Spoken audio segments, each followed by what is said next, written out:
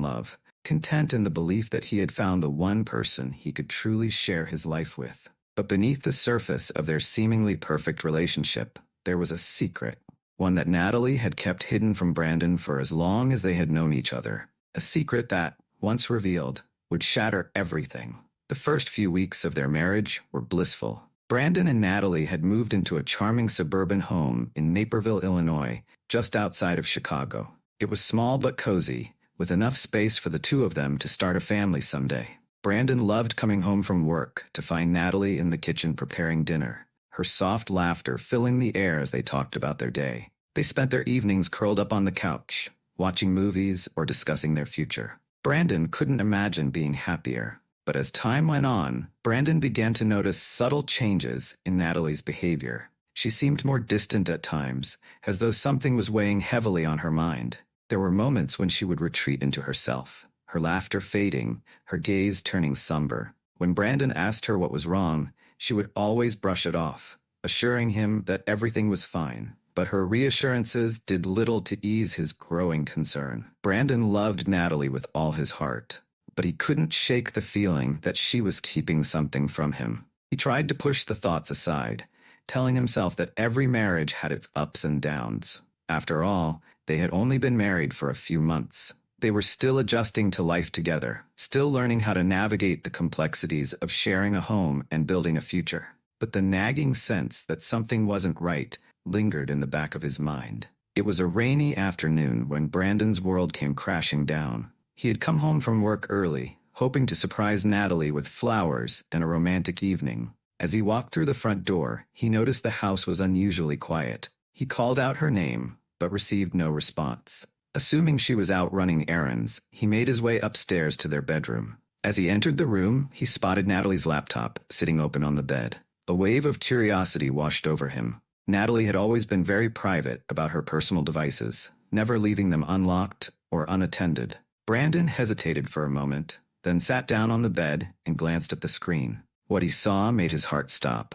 There on the screen was an email conversation between Natalie and a close friend of hers, Samantha Davis, one that Brandon had never met. The messages were long and deeply personal, filled with words that Brandon had never heard from Natalie before. And then there it was, the secret that would change everything. In one of the messages, Natalie had confided in her friend about her past. She had been born male and had transitioned years before meeting Brandon. The conversation detailed her fears about Brandon finding out and how she had planned to tell him eventually, but the right moment had never come. Brandon stared at the screen, his mind reeling. He couldn't believe what he was reading.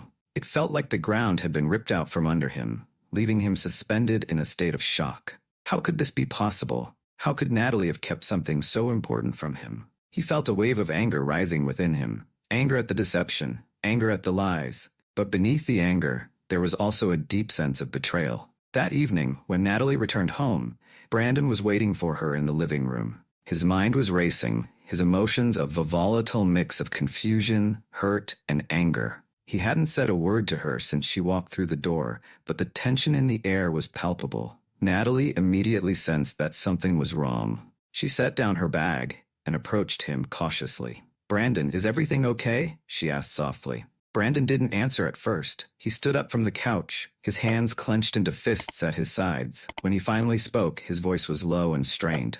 "I know." Natalie's face went pale. What do you mean?" "I know everything," Brandon said, his voice rising. "I saw the emails, Natalie. I know about your past. Why didn't you tell me?" Natalie's eyes filled with tears as she realized what had happened. She tried to reach out to him, but Brandon recoiled, his anger boiling over. "How could you lie to me like this?" he shouted. "How could you keep something like this from me? I thought I knew you." "I wanted to tell you," Natalie said, her voice trembling. "I just didn't know how. I was scared, Brandon. I was scared you wouldn't love me if you knew the truth. How could you marry me without telling me? How could you let me fall in love with you, knowing that you were keeping this from me?" Brandon asked, tears of his own starting to form. "I didn't want to hurt you. I love you, Brandon. I love you more than anything," Natalie pleaded. But Brandon couldn't hear her. All he could think about was the betrayal, the deception that had been at the heart of their relationship. He stormed out of the house, leaving Natalie standing alone in the living room, her heart breaking as she watched him walk away. In the days that followed, Brandon didn't return home. He couldn't bear to face Natalie, couldn't bear the thought of looking her in the eyes after what he had discovered. He stayed with his friend Michael Reynolds, drowning his sorrows in alcohol and sleepless nights. His mind was consumed by the revelation, by the questions that plagued him at every turn. Had their entire relationship been a lie? Did Natalie ever truly love him, or had she only been using him to hide her secret? Natalie was left alone in their home, devastated by the fallout of their confrontation. She had always known there was a risk in not telling Brandon sooner, but she had never imagined it would end like this. She loved him deeply, but now it seemed as though that love had been twisted into something unrecognizable. She tried reaching out to Brandon, calling and texting him in the hopes that they could talk things through, but each time her messages went unanswered. It was a week later, when Brandon finally returned home. He was disheveled, his eyes bloodshot from days of drinking and sleeplessness. He had spent the past few days wrestling with his emotions, trying to make sense of everything that had happened. But as he walked through the front door, he realized that there were no easy answers. Natalie was sitting at the kitchen table when he entered, her face pale and drawn. She looked up at him, her eyes filled with a mix of hope and fear. "Brandon," she whispered, her voice barely audible. "I'm so sorry." Brandon stood in the doorway, his hands trembling at his sides. He wanted to scream, to shout, to make her understand the depth of his pain. But all he could do was stare at her, the woman he had once loved so completely, and feel the weight of the betrayal between them. "I don't know if I can forgive you," Brandon said finally, his voice raw with emotion. "I don't know if I can ever look at you the same way." Natalie's heart shattered at his words, but she knew that he had every right to feel the way he did. She had lied to him, kept a part of herself hidden for fear of losing him, but in the end, her silence had caused the very thing she had been trying to avoid. "Please," Natalie begged, her voice trembling, "please just give me a chance to make this right. I love you, Brandon. I've always loved you." Brandon's face hardened.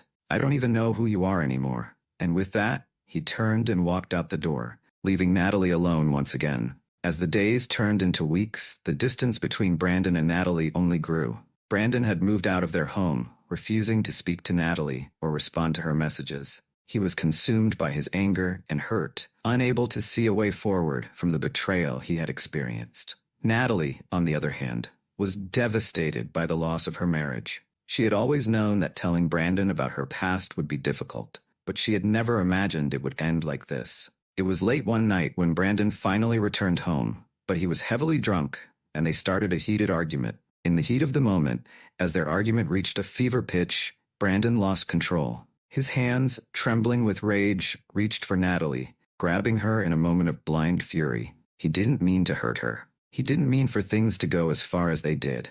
But before he knew it, Natalie was on the floor, her body motionless. The room fell into an eerie silence. The only sound was Brandon's ragged breathing as he stood over her, his mind struggling to comprehend what had just happened. He knelt beside Natalie, shaking her, calling out her name, but she didn't respond. Panic set in as he realized what he had done. "Oh, God," Brandon whispered, his voice barely audible. "What have I done?" In a state of shock, Brandon stumbled out of the house, his mind racing. He didn't know what to do. His thoughts were a chaotic jumble of fear, guilt, and disbelief. He hadn't meant for this to happen. He hadn't meant to hurt her. He ran, fleeing from the scene of the crime, hoping that somehow he could escape the reality of what he had done. Natalie's body was discovered later that evening after a concerned neighbor, Mrs. Cooper, heard the commotion and called the police. The investigators arrived at the scene, finding Natalie lifeless on the floor of the couple's home. There were signs of a struggle, but no immediate clues as to who was responsible.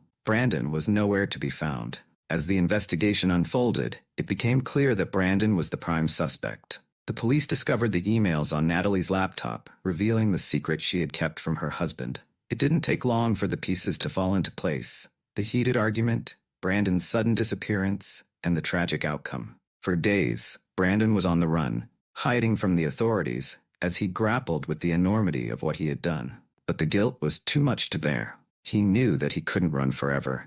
Eventually, Brandon turned himself in, walking into a police station with his head hung low, ready to face the consequences of his actions. The trial was a media spectacle, drawing attention from across the country. The story of a newlywed husband discovering his wife's transgender identity and the resulting tragedy captivated the public's imagination.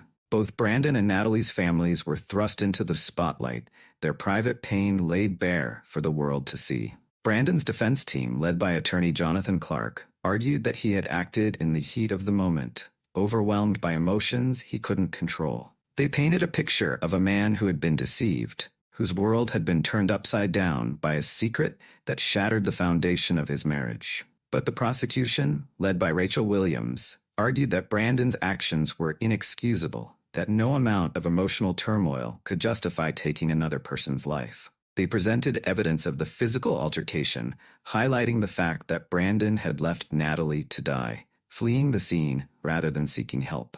The trial was long and grueling, with both sides presenting emotional testimony. Brandon's family, particularly his parents Paul and Linda Foster, spoke of the loving, kind man they had known, struggling to reconcile that image with the man who had killed his wife. Natalie's family, devastated by her death, spoke of the pain and loss they felt, their daughter's life cut tragically short by a man who had claimed to love her. In the end, Brandon was found guilty of manslaughter. The jury convinced that while he hadn't intended to kill Natalie, his actions had been reckless and violent. He was sentenced to several years in prison, a punishment that felt both too little and too much for a man who had acted out of a momentary lapse in control. The aftermath of the trial left both families shattered. Brandon's family struggled to come to terms with what he had done. His parents, who had always seen him as a kind and gentle soul, were devastated by the reality that their son was responsible for the death of his wife.